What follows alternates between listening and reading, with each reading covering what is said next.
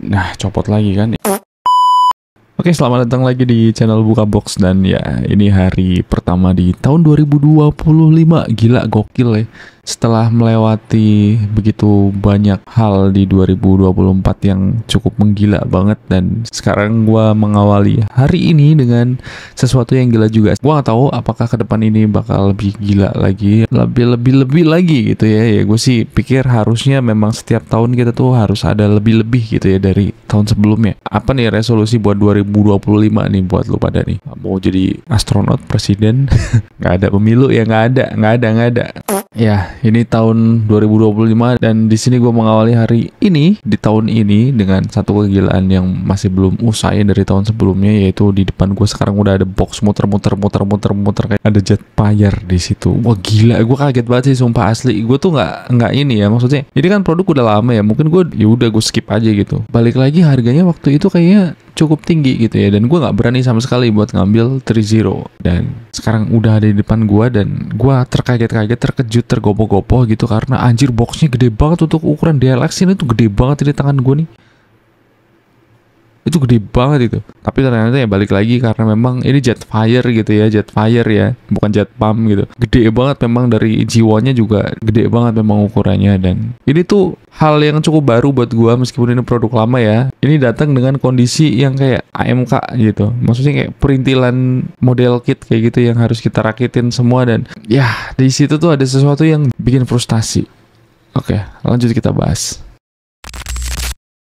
Sudah hadir di depan gue satu bapak atau kakek-kakek ya, yang muncul dari Decepticon tapi baik hati dan tidak sombong, bahkan suka menolong gitu ya, dengan ukuran yang sangat gila, gede banget sumpah. Ini gede banget gitu ya. Ini kalau gue jajarin sama yang Optimus Premium tuh segede itu.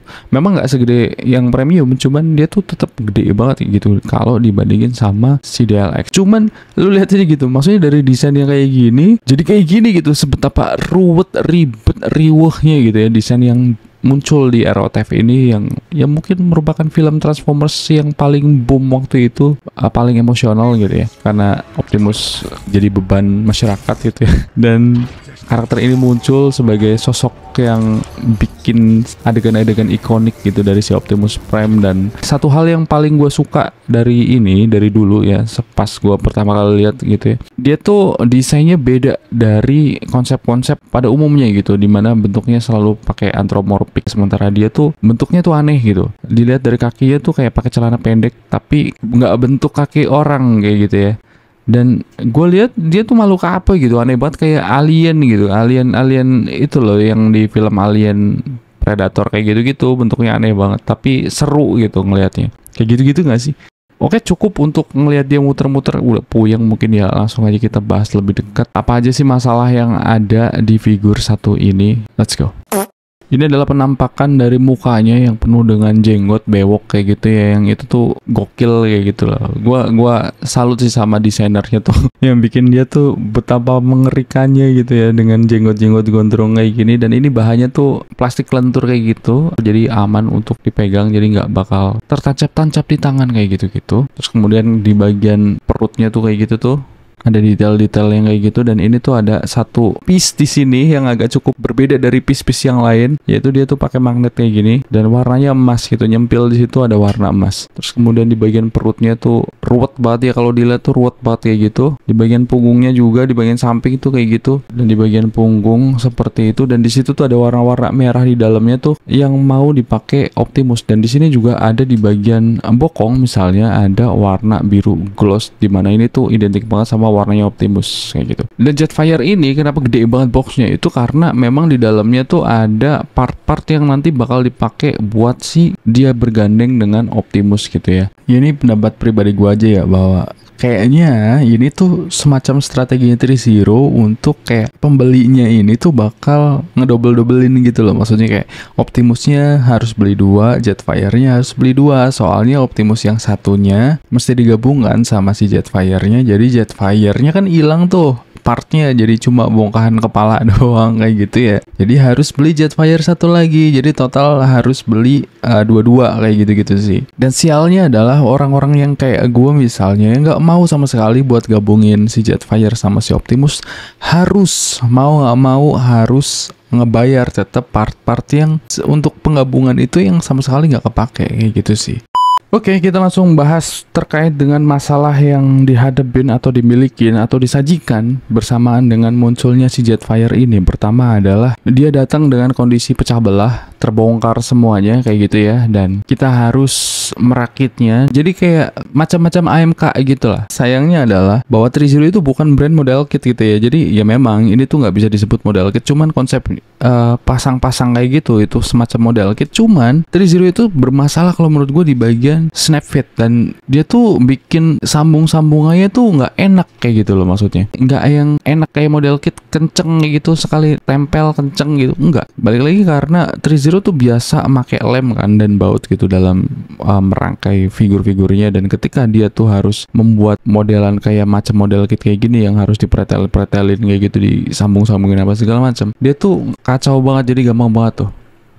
Jadi lu salah pegang aja tuh bisa langsung rontok semua kayak gitu, gampang banget copot. Yang menurut gue jadi kayak figur segede ini gitu ya, dengan full artikulasi kayak gitu tuh, artikulasinya tuh jadi berasa semacam sesuatu yang gue hindarin juga, karena ketika gue pegang aja tuh pada rontok semua gitu, banyak banget part yang rontok. Dan ini gue pakein stain base dari tadi karena memang itu juga agak bermasalah di bagian badan utama ini yang nggak bisa ditopang dengan kakinya kayak gitu. Makanya di sini juga kan kita dibawain tongkat kayak gini ya, pun ini tuh nggak bisa mengebantu gitu, kakinya aja tuh copot gitu. Terus kemudian selanjutnya di sini kita tuh dikasih panduan gitu ya, panduan yang setebel ini tuh tebel banget karena di dalamnya tuh berisi tentang informasi part dari Jetfire-nya dan semua part yang ada, terus kemudian cara nyambung-nyambungin buat bikin Jetfire, kemudian juga ada untuk Jet Power gitu, untuk Optimus Prime. Dan sayangnya juga di bagian part-part kayak gini tuh nyambungin tutorialnya tuh kalau menurut gue agak sedikit bikin puyeng gitu. Soalnya kayak angle tertentu kan bentuknya jadi agak beda gitu, agak ngaco kayak gitu ya, meskipun ya nggak sesulit itu. Cuman mungkin bagi orang yang enak dengan model kit ini juga udah bikin enak banget gitu. Dan gue suka model kit ya, tapi ngeliat ini tuh benar-benar bikin stres asli. Apalagi satu dipasang gitu ya, bagian sini dipasang, bagian sono copot, bagian sono dibenerin, sini yang barusan dipasang copot,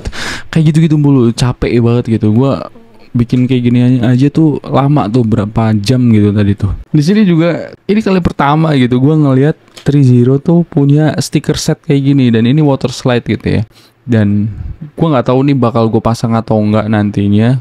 Kayak aneh gitu sih masang-masang stiker kayak gini untuk figur Trizero. Langsung aja kita bahas ke artikulasinya, dimana kepala di sini tuh bisa nengok karena dia pakai ball joint gitu, dan di bagian atapnya kanopi ini juga bisa ada artikulasinya juga.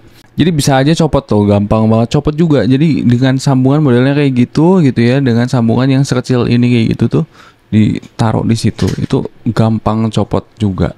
Selanjutnya di bagian pundaknya ini gerak-gerak ya, terus kemudian tangannya bisa naik, bisa ya kayak gitu-gitulah. Kalau menurut gue sih sebenarnya fitur artikulasi di figur segede ini gitu ya, apalagi dengan desain seriwah ini tuh nggak begitu penting menurut gue. Jadi perlakukan dia seperti berhala gitu atau statue gitu aja sih kalau menurut gue. Tapi kalau misalnya kita mau ganti-ganti pose ya memang ada begitu banyak hal yang bisa digerakin di sini dengan ya standarnya action figure seperti pada umumnya gitu. Misalnya ada di sikunya tuh ada pakai ball joint, terus kemudian di bagian sini pakai pack yang ball joint juga normal seperti biasanya, terus kemudian di bagian torsonya juga bisa digerakin misalnya.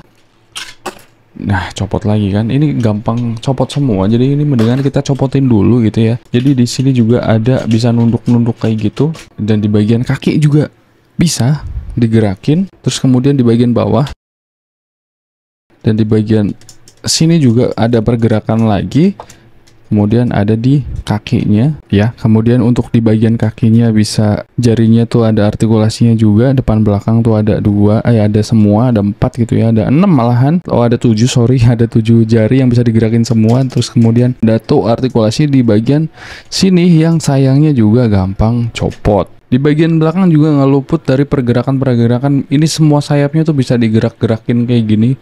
Jadi kayak Ada begitu banyak hal yang bisa bergerak dari figur segede ini yang kalau menurut gue tuh sebaiknya dibiarin aja lah, ditaruh dengan posisi yang paling masuk akal dan aman. Ya udah taruh tinggal kayak gitu aja sih. Itu kalau menurut gue begitu. Satu lagi yang menjadi masalah kalau menurut gue di sini adalah stain base-nya dia pakai yang standar DLX gitu. Kita bisa lihat di bagian kaki misalnya. Ukuran kakinya tuh terlalu gede untuk base yang kayak gini gitu ya. Kayak kurang proper sih kalau menurut gua, tapi ya that's okay lah ya, nggak begitu bermasalah karena selama dia masih bisa menopang Jetfire-nya dengan baik dan tidak pergi kemana-mana kayak gitu, bisa aman, tahan guncang juga, jadi ya masih oke aja. Nggak cuma bagian depan yang gampang rontok, jadi bagian belakang ini pun gampang rontok kalau salah pegang atau megangnya terlalu kenceng, atau ketika misalnya kita mencoba untuk mempose-posekan dia kayak gitu tuh, lu siap-siap stres lah gitu. Figur-figur gede kayak gini kalau menurut gue sih bagian-bagian nilai plusnya mungkin bagi action figure, yaitu artikulasi apa segala macam, itu bisa jadi penting nggak penting sih. Kalau menurut gue pribadi itu masih penting karena itu merupakan fitur yang menunjukin betapa si kreator ini tuh peduli dengan akurasi movie-nya gitu. Jadi pose-pose apa yang kemungkinan bisa dilakukan oleh action figurnya, apalagi mengingat dia tuh action figure gitu ya. Terus kemudian soal bahan, di sini menggunakan bahan banyak banget diecast-nya juga, itu tuh dia tuh bakal lebih stabil gitu untuk berdiri gitu, meskipun ada sedikit guncang-guncang gitu di bagian kaki karena join-join yang dipakai itu kayak sistem yang bener-bener agak berbeda dari biasanya gitu ya. Terus kemudian di sini juga minim karet gitu. Dari kualitas bahan kalau menurut gua tuh no complain, itu oke banget kalau menurut gua, sejauh ini nggak ada komplain gitu ya. Terus kemudian dari akurasi dari film ya lu lihat aja gitu, maksudnya lu silakan bandingin dengan figur-figur dari brand lain gitu ya, apakah ada yang seakurat ini dalam menggarap action figure, bukan berhala ya, bukan statue. Coba dibandingin dengan figur atau brand lain. Proporsionalnya gue bisa bilang ini tuh keren banget, gila, detailnya mantep banget. Semua halnya itu istilahnya kayak diperhatiin gitu ya. Meskipun di sini tuh ada weathering yang kalau menurut gue sih agak cukup kurang. Jadi kesan yang ditampilin di sini memang cuma kotor-kotor doang kayak gini, dan kotornya buluk kayak gitu, bukan sesuatu yang sangat tajam. Maksudnya sangat besi apa segala macam yang dirt banget itu enggak. Contohnya di bagian sini misalnya, ini bagian perutnya atau dadanya tuh nggak begitu kotor gitu, dengan dia tuh ngasih aksen colornya. Dan figur ini lumayan jadi salah satu figur yang cukup mahal sih. Dia dijual di harga $300 atau sekitar berapa sih, 4, berapa gitu ya, 4,2 mungkin untuk kurs 2 tahun lalu, dan untuk sekarang ya bisa jadi hampir 5 jutaan kayak gitu. Ya karena kelangkaannya juga dan nggak masuk reissue list gitu ya, jadi harganya mungkin sekarang juga bisa lebih tinggi dari itu, lebih naik, dan lu bisa lihat di layar gue sekarang harganya berapa. Ada yang jual harga segitu tuh gila, gokil sih. Tapi balik lagi, apakah ini worth it atau enggak? Kalau menurut gue sebagai figur koleksi gitu ya, dengan nilai statue, ini statue aja lah gue anggapnya. Menurut gue tuh sayang banget kalau disingkirkan gitu. Maksudnya ya gue harus punya sih, itu pribadi gue ya, buat nemenin si Optimus. Meskipun gue nggak di posisi sekarang ini tuh nggak bakalan gitu ya gabungin dia sama si Optimus buat jadi Jet Power, karena bener-bener itu effortnya tuh luar biasa gitu untuk berurusan dengan part-partnya dia yang gampang banget copot. Enggak deh, buat gua enggak. Ya balik lagi ya, gua pemula yang baru awal tahun kemarin masuk ke lini 3-0, dan ya gua masih banyak bacot soal itu, banyak komplain. Karena memang orang baru biasanya tuh lebih ribet gitu ya, lebih heboh gitu ya. That's me. Kayak gitu aja sih kayaknya bahasan kita soal Jetfire kali ini, karena gue nggak bisa banyak pegang-pegang, gue nggak bisa ngapa-ngapain dengan figur yang gampang rontok kayak gini, gue males banget juga. Cuman gue mau share aja gitu pendapat gue soal Jetfire ini yang ya menurut gue luar biasa keren dan worth it banget buat dimiliki gitu ya. That's it, bye.